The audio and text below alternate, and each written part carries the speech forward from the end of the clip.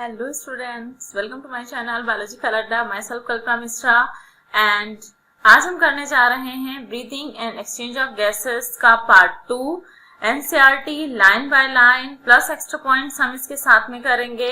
यही सीरीज चल रही है आपकी ह्यूमन फिजियोलॉजी की क्लास 11th की एनसीईआरटी हम फिनिश करने पर लगे हुए हैं, है ना। तो इस लगे हुए प्रोसेस में आज मैं आपको पहले ही एक टिप देना चाहूंगी, है ना, कि breathing and exchange of gases जो आपका चैप्टर है this is all about your understanding. ठीक है, ये आपके अंडरस्टैंडिंग पर बेस्ड है, आपकी इमेजिनेशन पावर पर बेस्ड है। और इमेजिनेशन पावर और अंडरस्टैंडिंग मतलब हैवीली कब काम करती है, बहुत ज्यादा कब काम करती है, जब आप कॉन्सेंट्रेटेड होते हो। तो this chapter needs your full attention, full concentration. Okay, तो अभी अगर किसी को पानी पीना है, खाना खाना है, कुछ नेचुरल कॉल आई हुई है या कुछ भी है, तो वो सब आप कंप्लीट करके स्क्रीन के सामने बैठिए। एंड बाबू सोना का मैसेज बिल्कुल रिप्लाई करने की जरूरत नहीं है, ठीक है। बाबू सोना, अगर किसी का बाबू 1 घंटे खाना नहीं खाएगा तो उसे कोई दिक्कत नहीं होगी, ठीक है। तो आपको कंसंट्रेट होकर के स्टडी करना है इसे। और बायोलॉजी में कोई भी चैप्टर हो, breathing and exchange of gases ही नहीं, कोई भी चैप्टर हो, आपको उसे इमेजिनेशन में लेकर जाना है, ठीक है। इमेजिन करना है कि कैसे, अच्छा ऐसे हो रहा है, ऐसे हो रहा है, ऐसे हो रहा है, वो सारी चीजें आपको रिकॉल करनी है इमेजिनेशन में अपनी, ठीक है। तभी आपको अच्छी अंडरस्टैंडिंग होगी और समझ में आएंगी चीजें। तो स्टार्ट करते हैं हम इसका पार्ट 2। पार्ट 1 में हमने क्या क्या किया था, breathing and exchange of gases की common definition, what is breathing, what is respiration, respiratory organs in different animals, invertebrates में, वर्टिब्रेट्स में कौन कौन से रेस्पिरेटरी ऑर्गन्स होते हैं, क्यूटेनियस रेस्पिरेशन एंड गिल्स के थ्रू रेस्पिरेशन, ब्रांकियल रेस्पिरेशन, ठीक है, लंग के through respiration, pulmonary respiration that is, ठीक है। तो ये सारा हमने यहाँ पे किया था। देन हमने ह्यूमन रेस्पिरेटरी सिस्टम को स्टडी किया था। ह्यूमन रेस्पिरेटरी सिस्टम पूरा नेजल कैविटी से स्टार्ट करके nasal cavity, then pharynx, larynx, trachea, larynx में हमने एपिग्लॉटिस एंड ग्लॉटिस देखा था। ट्रैकिया में हमने कार्टिलेजिनस सी शेप्ड कार्टिलेज के रिंग्स देखे थे। देन हमारी T5 थोरेसिक कैविटी में हमारी ब्रोंकाई जो थी ब्रोंक्यूल्स में डिवाइड हो रही थी। हाँ, यहाँ पे एक क्वेश्चन मुझे मिला, कुछ बच्चों ने मुझसे पूछा, मैम व्हाट वाज T5, मैंने T5 क्या बताया था, क्या मैंने एक्सप्लेन नहीं किया था लास्ट चैप्टर में, लास्ट लेक्चर में मैंने किया था एक्सप्लेन, आपने ध्यान से नहीं देखा, इट मीन्स, है ना। ऐसे गंदे गंदे क्वेश्चन पूछते हो आप लोग, वैसे कोई भी बेटा गंदा क्वेश्चन नहीं होता, आप कोई भी क्वेश्चन मुझसे पूछ सकते हो, I am bound to answer you, ठीक है, मैं आपको डेफिनेटली आंसर करूंगी। T5 क्या होता है, आपकी जो वर्टिब्रल कॉलम होता है पीछे, रीढ़ की हड्डी होती है ना, उसमें ऐसे छोटी छोटी छोटी छोटी गोलियां लगी होती हैं, वो जो उसमें 5th गोली होती है ना, 5th वर्टिब्री, जो 5th वर्टिब्री है आपकी वही T5 है। और उसी 5th वर्टिब्री के जस्ट सामने आपकी ब्रोंकाई बाइफर्केट हो जाती है 2 पार्ट्स में, लेफ्ट एंड राइट में डिवाइड हो जाती है, ब्रोंक्यूल्स में डिवाइड हो जाती है, that is T5 thoracic vertebrae, ठीक है।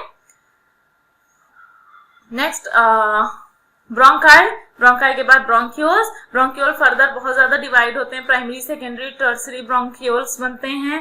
देन जो टर्मिनल ब्रोंक्यूल होता है उसमें लास्ट में एक बलून लाइक स्ट्रक्चर लगा रहता है इस टाइप का, इसे क्या बोलते हैं, एल्वियोलाई, ठीक है। This is the exchange site for the gases O2 and CO2, ये हमने कर लिया था। नेक्स्ट देखते हैं क्या हो गया था, स्ट्रक्चर प्रॉपर्ली हमने स्टडी कर लिया था। रेस्पिरेशन के स्टेप्स गिवन थे, दोज हमने कर लिए थे सारे के सारे। नेक्स्ट आपका इसमें क्या गिवन है, मैकेनिज्म ऑफ ब्रीदिंग, मैकेनिज्म यानी इनहेल एंड एक्सहेल कैसे होता है, थोरेसिक कैविटी कैसे इंक्रीज होती है, थोरेसिक कैविटी डिक्रीज कैसे होती है, ठीक है, active process, passive process and dorsoventral expansion, posterior and interior expansion किसके थ्रू हो रहा है, ये सब हमने कंप्लीट कर लिया था। नेक्स्ट ये जितने भी आपके रेस्पिरेटरी वॉल्यूम्स थे, tidal volume IRV, ERV and residual volume RV, और उनके बेसिस पर जो निकलने वाले बाकी कंक्लूजन्स थे वे भी हमने कर लिए थे, ठीक है। Inspiratory capacity, expiratory capacity, functional residual volume and vital capacity, total lung capacity, done, ठीक है। आज हम स्टार्ट करेंगे एक्सचेंज ऑफ गैसेस के साथ में। एक्सचेंज ऑफ गैसेस में हमें क्या करना है, एक्सचेंज ऑफ गैसेस कहां से एक्सचेंज होती हैं?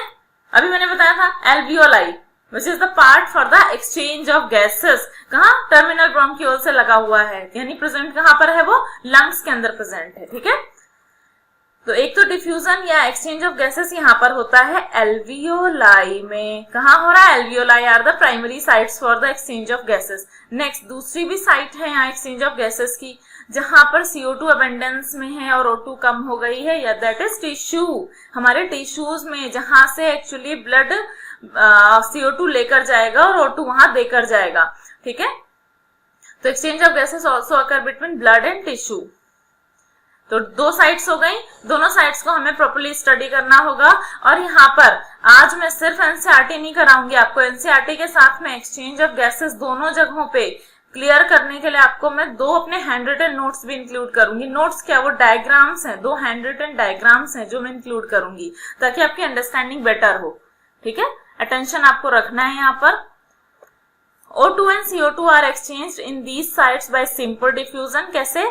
सिंपल डिफ्यूजन के थ्रू एक्सचेंज हो जाते हैं, यानी कि यहाँ पे कंसंट्रेशन ग्रेडियंट काम करेगा, प्रेशर ग्रेडियंट काम करेगा, दोनों के प्रेशर में डिफरेंस होगा, तभी तो सिंपल डिफ्यूजन के थ्रू एक जगह से दूसरी जगह कोई भी गैस या सब्सटेंस जाएगा।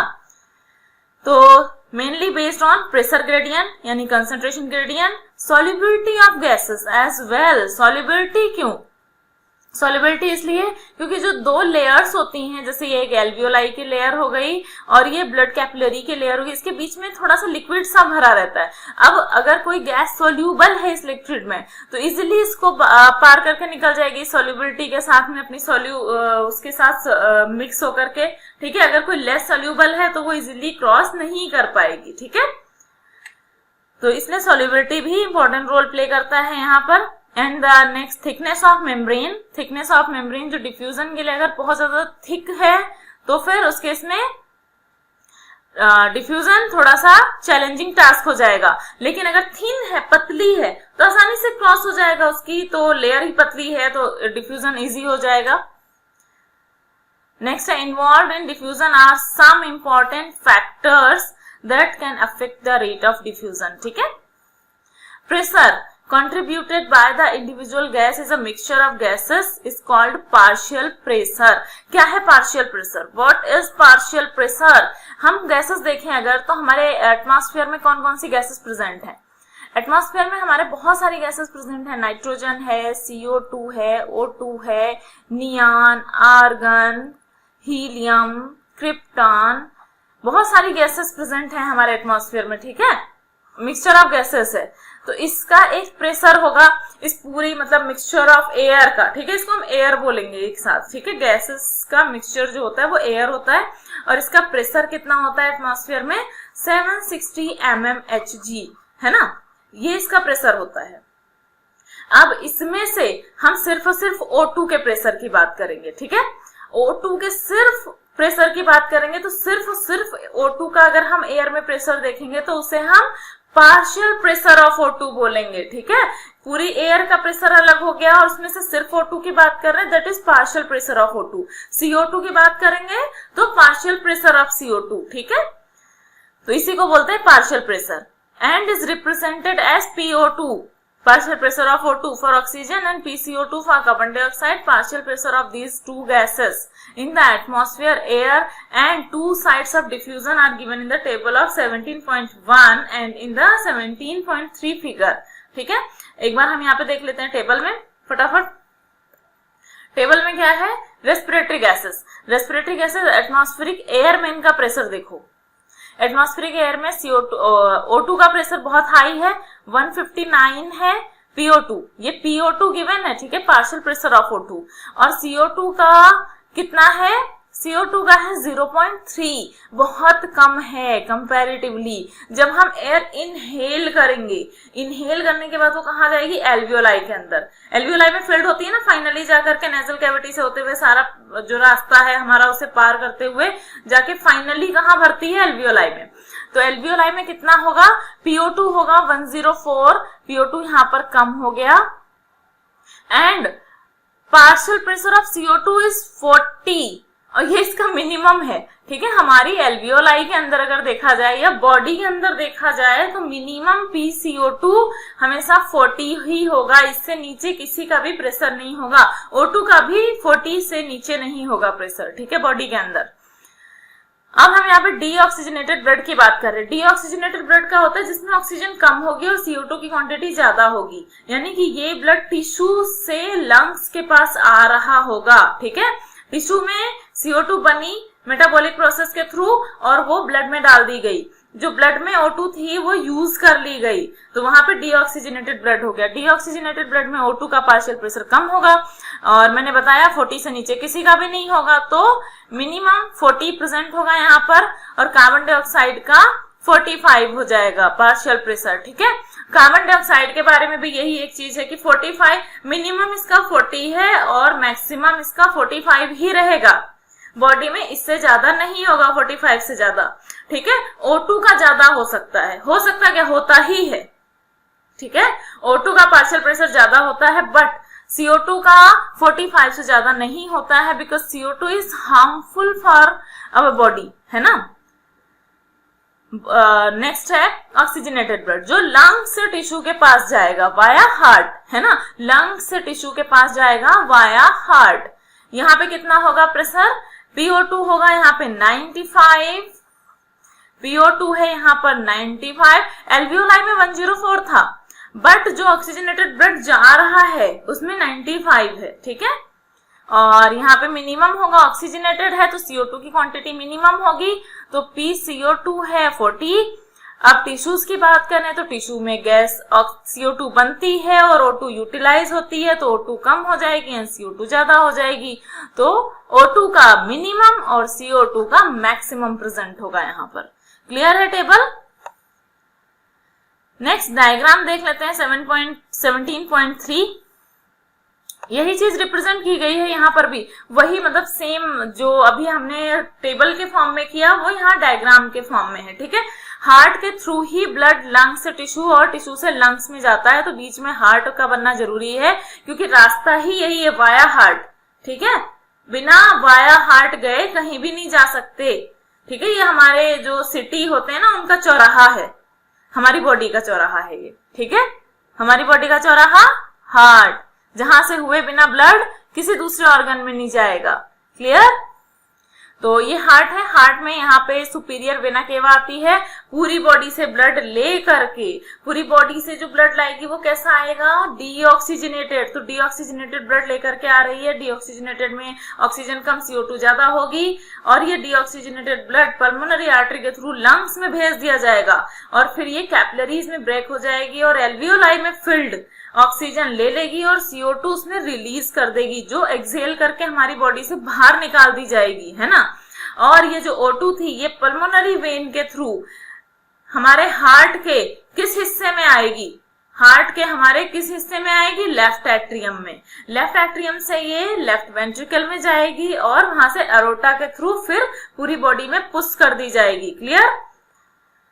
चलो नेक्स्ट देख लेते हैं। अब इसके आगे क्या है, हमारी एनसीईआरटी ने समझाने की बताने की कोशिश की है। एक्सचेंज यहाँ पर दिखाया गया है, पल्मोनरी आर्टरी में एक्सचेंज या पल्मोनरी कैपिलरी में एक्सचेंज कैसे होता है, एल्वियोलाई के थ्रू, ठीक है। एल्वियोलर एक्सचेंज यहाँ पर दिया हुआ है।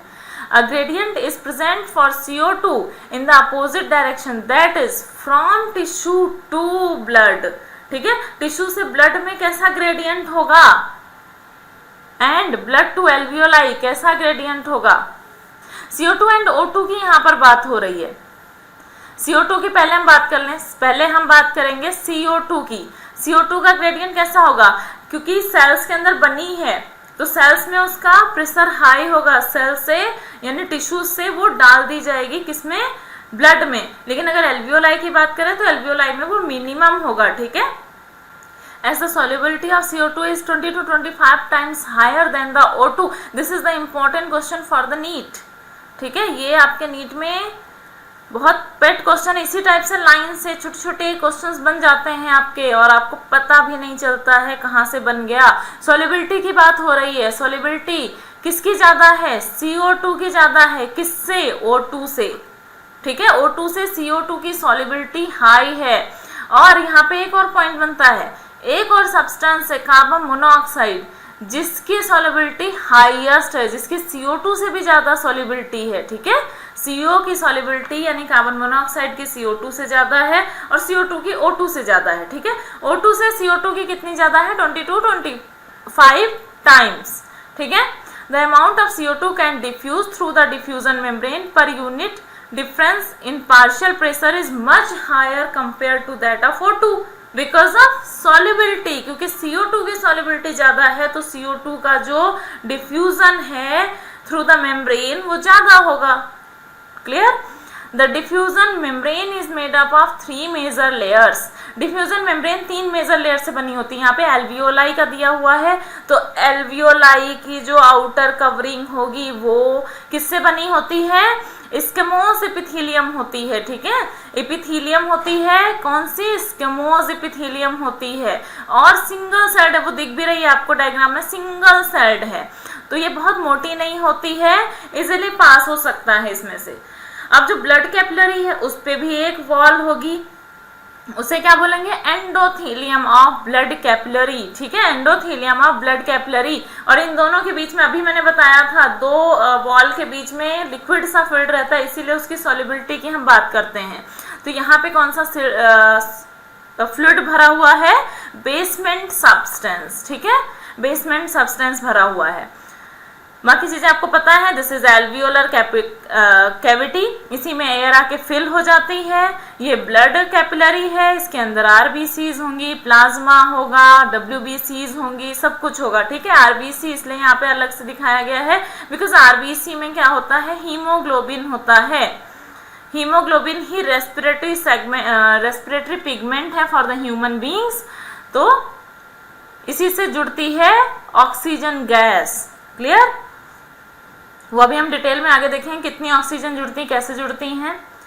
The diffusion membrane is made up of 3 major layers, namely the thin squamous epithelium of alveoli, the endothelium of alveolar capillaries, and the basement substance composed of a thin basement membrane supporting the squamous epithelium and the basement membrane, ठीक है, supporting the single layer endothelium cells of capillaries, ठीक है। कहानी है सिर्फ जितना भी बता दिया वही 3 लेयर्स हैं, और वो तीनों लेयर 3 लेयर है, कहने को 3 लेयर हैं, बट बहुत ज्यादा थिन होती हैं, बहुत ज्यादा पतली होती हैं, मिलीमीटर में भी इनकी मतलब मेजरमेंट ढंग से नहीं हो सकता है, ठीक है, इतनी ज्यादा पतली होती हैं ये। तो डिफ्यूजन के लिए तो बेस्ट है, जितनी पतली लेयर उतना इजीली डिफ्यूजन होगा। In between them, however, its total thickness is much less than a millimeter, ठीक है, मिलीमीटर से भी कम होती है इसकी thickness. Therefore, all the factors in our body are favorable for diffusion of O2 from alveoli to tissue and that of CO2 from tissue to alveoli, ठीक है। CO2 and O2 दोनों के डिफ्यूजन के लिए एकदम फेवरेबल कंडीशंस हैं हमारी body में। Next, exchange of gases. Exchange of gases, बस ये छोटी वाली थ्योरी पढ़ लेते हैं जो 5 लाइन्स की है हमारी, उसके बाद हम डायग्राम्स पे चलेंगे। Blood is the medium of transport for O2 and CO2, you know about 97%। O2 की बात कर लेते हैं पहले। O2 100% O2 है, उसमें से 97% O2 किसके थ्रू ट्रांसपोर्ट की जाती है, आरबीसीज के थ्रू। आरबीसी में क्या प्रेजेंट है, हीमोग्लोबिन, जो कि रेस्पिरेटरी पिगमेंट है। 3% O2 प्लाज्मा में डिजॉल्व स्टेट में सर्कुलेट होती है हमारी बॉडी में, ठीक है। नेक्स्ट CO2 की बात करो अगर, तो CO2 में 20 to 25% आरबीसीज के साथ चलती है। तो बाकी का क्या होगा, बाकी में 70% जो होती है ये बाइकार्बोनेट के फॉर्म में कन्वर्ट हो जाती है और वैसे ही बॉडी के साथ मूव करती है। वो अभी आप जब डायग्राम दिखाऊंगी तो प्रोसेस में बाइकार्बोनेट किस तरह से ब्रेक होता है और बनता है, वो दोनों ही चीजें दिख जाएंगी। अराउंड 7% प्लाज्मा में डिसॉल्व्ड स्टेज में मूव करती है, ठीक है। ये जो बाइकार्बोनेट है ये भी एक्चुअली प्लाज्मा के साथ ही आते जाते हैं, ठीक है। तो ये भी कभी कभी प्लाज्मा के साथ में ही काउंट कर लिए जाते हैं कि CO2 मैक्सिमम किसके साथ में मूव करती है, प्लाज्मा के साथ में। क्लियर? अब डायग्राम्स देख लेते हैं transport of oxygen and transport of CO2 को। इसमें बुक से देखने से पहले हम फिर बुक में स्टडी करेंगे। ये हैं हमारे डायग्राम्स। चलो देखते हैं exchange of CO2 and O2 कैसे होता है। दो जगह पर होता है, एक एल्वियोलाई से ब्लड कैपिलरी में और दूसरा टिश्यू से ब्लड कैपिलरी में। तो यहाँ पर जो दिया हुआ है वो टिश्यू से ब्लड कैपिलरी में दिया है। टिश्यू क्या होता है? Group of cells. Group of cells में यानी हमने यहाँ पे एक सेल बना ली है, ठीक है। यहाँ पर सिर्फ और सिर्फ एक हमने सिंगल सेल बना लिया ताकि CO2 एंड O2 क्लियरली दिख जाए आपको। टिश्यू बनाने की रिक्वायरमेंट नहीं थी, बनाना चाहो तो लो। ग्रुप ऑफ सेल्स को टिश्यू बोलते हैं। लो, बहुत सारी हो गई, बस खुश। सेल के अंदर जो फ्लूइड भरा रहता है उसे क्या बोलते हैं? इंट्रासेलुलर फ्लूइड, ठीक है। सेल के बाहर जो फ्लूइड होगा उसे क्या बोलेंगे? Extra cellular fluid. यहाँ पे क्या क्या दिया हुआ है? ये आपकी एक RBC बनी हुई है, ठीक है। ये एक RBC बनी हुई है, बहुत बड़ी सी RBC मैंने डायग्राम में बनाई है, वो इसलिए ताकि आपको इजीली इसके अंदर की होने वाली मैकेनिज्म क्लियर हो जाए। ये आपका प्लाज्मा है जिसमें ये सस्पेंडेड फॉर्म में रहते हैं blood corpuscles, RBC, WBC and platelets, ठीक है। तो स्टार्ट करते हैं देखना इसे। सेल के अंदर मेटाबॉलिज्म प्रोसेसेस में क्या बना है? CO2 बना है। तो CO2 की कंसंट्रेशन सेल के अंदर ज्यादा होगा, यानी अराउंड 45 होगा। और ये कहाँ मूव करने की टेंडेंसी रखेगा? सेल से बाहर ब्लड कैपिलरी में, ठीक है। ब्लड के साथ चला जाएगा। ब्लड के साथ जब जाएगा तो किस स्टेज में ये मूव करता है? मैंने दो बताया। एक तो कार्बामिनो हेमोग्लोबिन बना लेता है, दैट इज ये वाला, ये सुंदर सा 20 to 25% जो पार्ट होता है वो इसी फॉर्म में मूव करता है हमारे ब्लड के साथ में। CO2 पहले ICF से ECF में आई, ECF से कहाँ चली गई? ब्लड कैपिलरी के अंदर RBC में। और RBC में क्या प्रेजेंट है? हीमोग्लोबिन, उससे कंबाइन हुई। फ्री हीमोग्लोबिन होगा तभी कंबाइन होगी। और फ्री कैसे होगा? फ्री हो जाएगा जब इससे O2 रिलीज हो जाएगी, ठीक है। यहाँ पे फ्री HB या हीमोग्लोबिन जितने भी मिलेंगे उनसे CO2 ऐड हो जाएगी और कार्बामिनो हीमोग्लोबिन बना लेगी। सेकेंड मेथड क्या होता है? CO2 H2O से रिएक्ट करके H2CO3 बनाएगी और H2CO3 फर्दर ब्रेक डाउन हो जाएगा HCO3- plus H plus ion की प्रेजेंस में।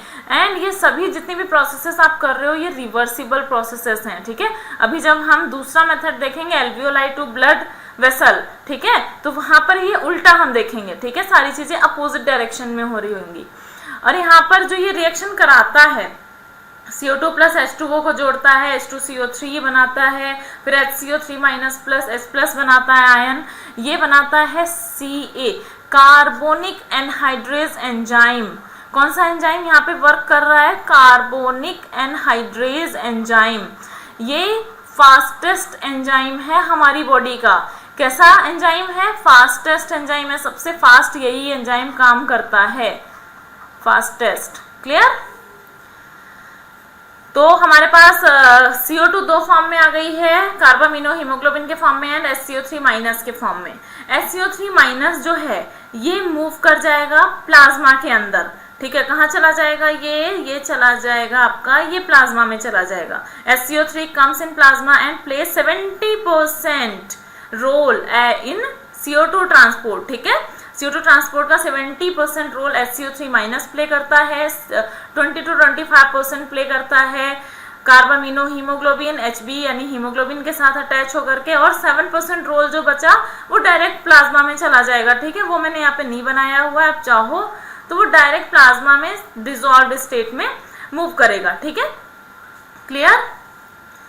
और यहाँ पर एक और स्ट्रक्चर देखने वाला है, HCO3- आयन कहाँ से? हीमोग्लोबिन से, RBC से निकल कर प्लाज्मा में आ रहे हैं। प्लाज्मा में क्या होगा? माइनस आयन का कंसंट्रेशन हाई हो जाएगा। जब यहाँ पे माइनस आयन का कंसंट्रेशन हाई होगा तो उसे बैलेंस करने के लिए क्या होगा? बैलेंस करने के लिए क्लोराइड शिफ्ट होगा। क्लोरीन माइनस आयन जो होगा वो प्लाज्मा से RBC के अंदर शिफ्ट हो जाएगा। दिस इज क्लोराइड शिफ्ट, ठीक है। और ये कहाँ से आ रहा है? ब्लड लंग्स से आ रहा है। ऑक्सीजनेटेड ब्लड है तो इसके साथ ऑक्सीजन है, इसकी हीमोग्लोबिन सेचुरेटेड है विद ऑक्सीजन। अब यहाँ पे ब्रेकडाउन भी होगा, हीमोग्लोबिन से ऑक्सीजन अलग होगी और कहाँ चली जाएगी? वो सेल या टिश्यू के अंदर। तो लंग से आने वाला ब्लड ऑक्सीजनेटेड ब्लड है और हीमोग्लोबिन के साथ में, एक हीमोग्लोबिन के साथ में कितने 4 मॉलिक्यूल ऑफ ऑक्सीजन अटैच होती है। अगर हम इसका स्ट्रक्चर देखें हीमोग्लोबिन का, तो इसमें 4 हीम पार्ट होते हैं, ठीक है। इस टाइप से 4 हीम पार्ट होते हैं जिसमें प्रोटीन लगी रहती है, ठीक है, प्रोटीन लगी हुई है, और इन्हीं हीम पार्ट से, इस वाले पार्ट से O2 अटैच हो जाती है। तो एक जो हीमोग्लोबिन है वो कितने O2 को कैरी कर रहा है? 4 O2 को कैरी कर रहा है। जब इस हीमोग्लोबिन या ऑक्सी हीमोग्लोबिन को क्या मिलेगा? H प्लस आयन मिलेंगे, फ्री H प्लस आयन, तो ये ऑक्सीजन को धुतकार देगा, छोड़ देगा, कहेगा जाओ अब मुझे मेरा असली प्यार मिल गया, H प्लस आयन, ठीक है। तो ये ऑक्सीजन को छोड़ देगा, H प्लस आयन के साथ जुड़ जाएगा और O2 फ्री हो जाएगी। फ्री O2 डिफ्यूजन के थ्रू सेल के अंदर चली जाएगी, क्योंकि यहाँ पर ब्लड कैपिलरी के अंदर इसका कंसंट्रेशन हाई है और सेल के अंदर कम है। ब्लड कैपिलरी के अंदर ज्यादा है और सेल के अंदर कम है, तो डिफ्यूजन मेथड से ऑक्सीजन कहाँ चली जाएगी? सेल के अंदर। जब तुमने मुझे छोड़ ही दिया तो मैं आगे बढ़ू जीवन में, सेल के साथ चली जाएगी वो, है ना, क्लियर। अब ये डीऑक्सीजनेटेड ब्लड कहाँ जाएगा? कहाँ जाएगा? लंग्स में, वाया हार्ट, ठीक है, वाया हार्ट लंग्स में जाएगा। वो भी एक बार प्रोसेस देख लेते हैं। आ गया, लंग्स में कहाँ आया है? एल्वियोलाई के पास। दिस इज एल्वियोलाई, ठीक है। एल्वियोलाई में क्या है? Concentration of O2 is high and concentration of CO2 is very low. तो यहाँ पे क्या होगा? डिफ्यूजन होगा अपोजिट डायरेक्शन में, बस और कुछ भी नहीं। यहाँ से O2 डिफ्यूज होकर के वापस चली जाएगी सेल के अंदर, सॉरी ब्लड कैपिलरी के अंदर, ठीक है, ब्लड कैपिलरी के अंदर आई। लेकिन यहाँ पर क्या है? हीमोग्लोबिन H प्लस आयन के साथ जुड़ा हुआ है, ठीक है। तो यहाँ पर पहले इस रिएक्शन को हम देखते हैं, उसके बाद में फिर इसको हम देखेंगे कि कैसे हीमोग्लोबिन फ्री हो जाएगा, ठीक है। यहाँ पर रिएक्शन क्या हो रही, मैंने अभी बताया था, जो HCO3 माइनस आयन थे वो कहाँ चले गए थे? प्लाज्मा के अंदर चले गए थे। अब यहाँ पर क्या करते हैं? ये प्लाज्मा से वापस आ जाते हैं। प्लाज्मा से कहाँ आ गए? वापस आ गए। तो उस केस में जो Cl माइनस एंटर किए थे हमारे RBC के अंदर, वो वापस बाहर निकल गए प्लाज्मा में, माइनस आयन को बैलेंस करने के लिए, ठीक है। तो इसे बोलते हैं रिवर्स क्लोराइड शिफ्ट, ठीक है। क्या हुआ? रिवर्स क्लोराइड शिफ्ट हो गया। HCO3 माइनस आयन जो थे वो वापस सेल के अंदर, RBC के अंदर आ गए और ये बफर की तरह काम करते हैं यहाँ पर, ठीक है। तो ये क्या करते हैं? जो हीमोग्लोबिन के साथ H प्लस आयन जुड़ा हुआ है उसको पहले तो ये बेवफाई करके चले गए थे, है ना, प्लाज्मा के अंदर। तो बेचारे H प्लस ने अपना नया रिलेशनशिप मेंटेन कर लिया था हीमोग्लोबिन के साथ में, लेकिन H प्लस भी बड़ा बेवफा है। इसने हीमोग्लोबिन के साथ पहले रिलेशन बनाया, लेकिन अभी ये क्या करेगा? इसके साथ रिलेशन तोड़ के वापस अपनी पुरानी मोहब्बत के पास चला जाएगा, है ना। किसके पास? HCO3 माइनस के पास। HCO3 माइनस के पास जाएगा तो क्या बना देगा? H2CO3। H2CO3 बनाएगा और यहाँ Hb क्या हुआ? फिर से सिंगल हो गया, अकेला हो गया। तो इससे याद आई अपनी पुरानी गर्लफ्रेंड की, O2 की, है ना। तो ये जो एल्वियोलाई से O2 निकली उसे वापस अपने पास बुला लेगा और बोलेगा चलो अब हमारा रिलेशनशिप ठीक है, और 4 O2 मॉलिक्यूल्स Hb के साथ जुड़कर ऑक्सी हीमोग्लोबिन बना लेंगे। H प्लस फ्री होकर के HCO3 माइनस के पास चला जाएगा और H2CO3 बना लेगा। कहाँ पे बनाएगा? किस एंजाइम की प्रेजेंस में? कार्बोनिक एनहाइड्रेज एंजाइम, ठीक है। यहाँ पर भी वही एंजाइम यूज होगा जो कि फास्टेस्ट एंजाइम है। फिर ये फर्दर ब्रेक हो जाएगा CO2 एंड H2O में, H2O मॉलिक्यूल रिलीज हो जाएगा, CO2 डिफ्यूजन के थ्रू एल्वियोलाई में चली जाएगी और एल्वियोलाई में जाने के बाद एक्सेल कर दी जाएगी हमारी बॉडी से, ठीक है। अब थोड़ा सा कार्बामिनो हीमोग्लोबिन भी था, हीमोग्लोबिन के साथ CO2 अटैच था। यहाँ पे कुछ भी खास फंक्शन नहीं होगा, जैसे ही देखेगा कि डिफ्यूजन हो रहा है और वहां पे कंसंट्रेशन कम है एल्वियोलाई के अंदर, तो यहाँ से ये ब्रेक हो जाएगा और डिफ्यूज हो जाएगा। सिंपल सा प्रोसेस है ये, ठीक है। जो समझना है आपको वो बाइकार्बोनेट वाली स्टेज को समझना है, plus oxy haemoglobin and H plus ion का कंसंट्रेशन समझना है, ठीक है। क्लियर है? अभी जब हम स्टडी करेंगे तो उसमें H प्लस का रोल एंड CO2 का रोल हम बहुत डिटेल में देखने वाले हैं। तो यहीं पर देख लो H प्लस का क्या रोल है, ठीक है। H प्लस कभी इसके पास कभी उसके पास, ठीक है, तो उसकी वजह से काफी ये अपना रोल प्ले करता है ट्रांसपोर्ट में। चलो let's see NCERT transport of gases, फटाफट रीड करते हैं इसको क्योंकि हमने थ्योरी सारी वैसे देख ली है। Haemoglobin is a red coloured iron containing pigment. क्या होता है इसमें बेटा? आयरन, इंपॉर्टेंट नोट करो।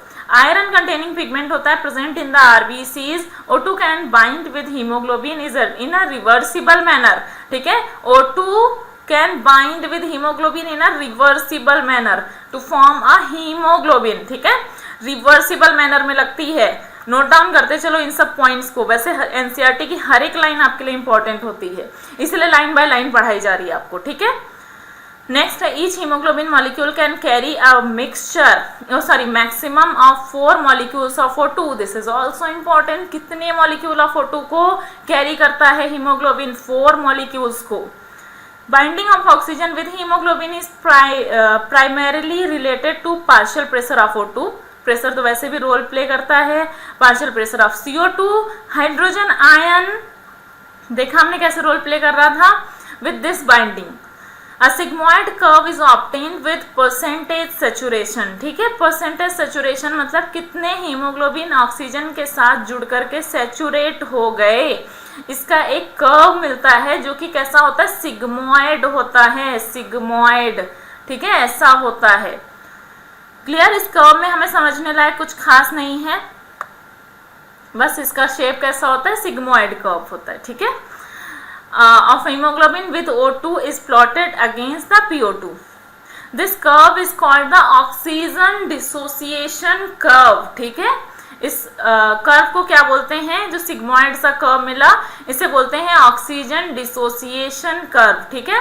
And is highly useful in studying the effect of factors like PCO2, H+ concentration etc, ठीक है, on binding of O2 with hemoglobin in the alveoli where there is high PO2, low PCO2, lesser H+ concentration है। lesser H+ concentration क्यों हुआ? क्योंकि H+ जो था HCO3 के पास वापस चला गया था। एंड लोअर टेम्परेचर, कंपैरेटिवली जो हमारी बॉडी होती है उससे एल्वियोलाई में टेम्परेचर लो होता है, ठीक है। The factors are all favorable for the formation of oxyhemoglobin, whereas in the tissue where low PO2, मतलब टिश्यू के कंपैरिजन में यहाँ पर ऑक्सीहीमोग्लोबिन एल्वियोलाई के पास बनने के लिए कंडीशंस ज़्यादा फेवरेबल हैं। वो आपको पता है क्यों फेवरेबल हैं? कंसंट्रेशन ग्रेडियंट है, H+ आयन है, टेम्परेचर है, सब कुछ प्ले कर रहा है रोल ऑक्सीहीमोग्लोबिन बनाने के लिए। The conditions are favorable for dissociation of oxygen from the oxyhemoglobin. कहाँ पर कंडीशन फेवरेबल होती है डिसोसिएशन ऑफ ऑक्सीजन के लिए? कहाँ पर? ऑक्सीहीमोग्लोबिन के डिसोसिएशन के लिए टिश्यूज में। क्लियर? ये एक पॉइंट यहाँ पे इंपॉर्टेंट है। Every 100 ml of oxygenated blood can deliver around 5 ml of O2। यहाँ पे ये इंपॉर्टेंट लिख लो, every 100 ml of oxygenated blood deliver around 5 ml of O2 और every 100 ml of deoxygenated blood can deliver around 4 ml of CO2, ठीक है। यहाँ पे 5 ml of O2 है, वो 4 ml of CO2 हो जाएगा। नेक्स्ट है transport of carbon dioxide. Carbon dioxide का ट्रांसपोर्ट 20 to 25% हीमोग्लोबिन के साथ होता है, कार्बामिनो हीमोग्लोबिन के फॉर्म में, 70% बाइकार्बोनेट के फॉर्म में, एंड लिखा ही नहीं है, चलो जहां पे भी आएगा हम वहां हाईलाइट कर लेंगे। This binding is related to the partial pressure of CO2। PO2 is a major factor. ये सब कुछ आई थिंक आपको क्लियर हो रहा होगा, बस वो PO2 CO2 PO2 करके लिख रखी कहानी उन्होंने इतनी ज्यादा, ठीक है। ये सब मैंने आपको बता दिया है, टाइम वेस्ट किए बिना आगे बढ़ते हैं। If you feel any line is confusing और आपको क्लियर नहीं हो रही, समझ नहीं आ रही है, तो आप कमेंट बॉक्स में डाल देना, मैं आपको वहीं पे क्लियर कर दूंगी, ठीक है। अदरवाइज जब शॉर्ट हम कराएंगे, इसके शॉर्ट वीडियोस भी मैं बनाऊंगी, तो वहां पे मैं आपको चीजें और ज्यादा क्लियर कर दूंगी। CO2 which is bound to hemoglobin from the tissue is delivered at the alveoli. RBCs contain a very high concentration of the enzyme carbonic anhydrase and minute quantity of the same is present in the plasma too. This enzyme facilitate the following reaction in both direction, मैंने दोनों ही reaction में बताया था, दोनों ही diagram में बताया था carbonic anhydrase role play करेगा, रिवर्सिबल रिएक्शन है, दोनों साइड काम करेगा, ठीक है। ये पॉइंट मैंने पहले ही बता दिया। 100 ml of deoxygenated blood delivers approximately 4 ml of CO2, वहां पर कितना था 5 ml of O2 oxygenated blood deliver कर रहा था। Regulation of respiration, regulation of respiration में 2 पॉइंट जो हैं जो आप ऑलरेडी कर चुके हो, H+ आयन एंड CO2, ठीक है। O2 का रोल नेग्लिजिबल होता है। इसके अलावा और कौन रेगुलेट करता है, हमारा ब्रेन, सेंट्रल नर्वस सिस्टम, है ना। तो सेंट्रल नर्वस सिस्टम कैसे इसको रेगुलेट करेगा, इसके लिए सेंटर होता है हमारे ब्रेन में, इस एक न्यूरल एक्टिविटी है। This is done by the neural system, specialised centre present in the medulla region, ठीक है। मेडुला रीजन में क्या प्रेजेंट होता है, ब्रेन का रिदम सेंटर, रिदम सेंटर, ठीक है, primarily responsible for the regulation. एक और सेंटर है हमारे ब्रेन में, वो कहाँ प्रेजेंट है, पोन्स रीजन में, और उस ब्रेन के उस सेंटर का नाम क्या है, न्यूमोटैक्सिक सेंटर, ठीक है, न्यूमोटैक्सिक सेंटर। ये 2 centre, rhythm centre medulla region में, pneumotaxic centre present in pons region, ये दोनों कंट्रोल करते हैं, ठीक है। Neural signal from this centre can reduce the duration of inspiration, thereby alter the respiratory rate, ठीक है।